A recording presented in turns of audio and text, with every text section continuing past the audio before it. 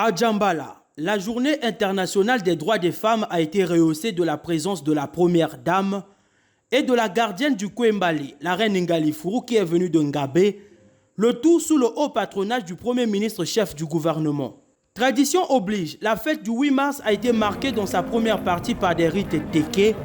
des chants et danses au rythme des sonorités matchémé de l'Ekana et autres en biton. Peu avant, dans la série des allocutions, en prenant la parole devant la première dame Antoinette Sassou Nguesso, présidente de la Fondation Congo Assistance et marraine du 8 mars, la préfète du département des Plateaux, Alphonsine Opangana, a salué les progrès réalisés avant d'appeler les filles et les femmes à se mobiliser pour leur émancipation et leur autonomie. L'arsenal juridique qui s'est enrichi de la promulgation de la loi Mouebara est aujourd'hui un tremplin, une source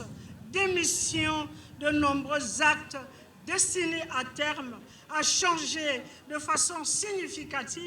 la condition de la femme. Aussi,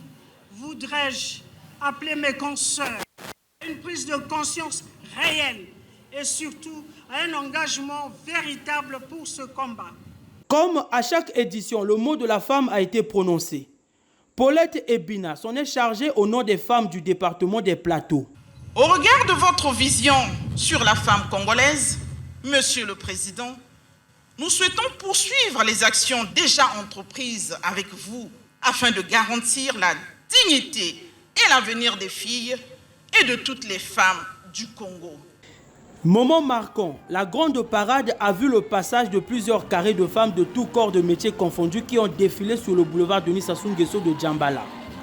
Le coup d'envoi de la parade a été donné par le Premier ministre Anatole Koliné Makosso qui s'est exprimé en ces termes. Au nom de son Excellence, Monsieur le Président de la République, chef de l'État, et en engageant avec moi l'ensemble des membres du gouvernement, en présence de Madame la Première Dame, épouse du chef de l'État,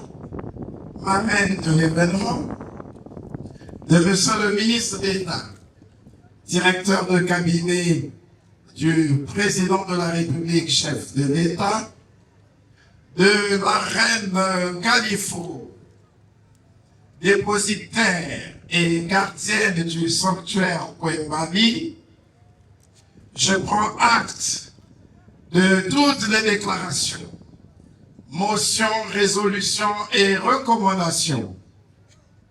et réaffirme la détermination du gouvernement à respecter les conventions internationales, les instruments juridiques pertinents dûment ratifiés, notamment la Convention CEDAW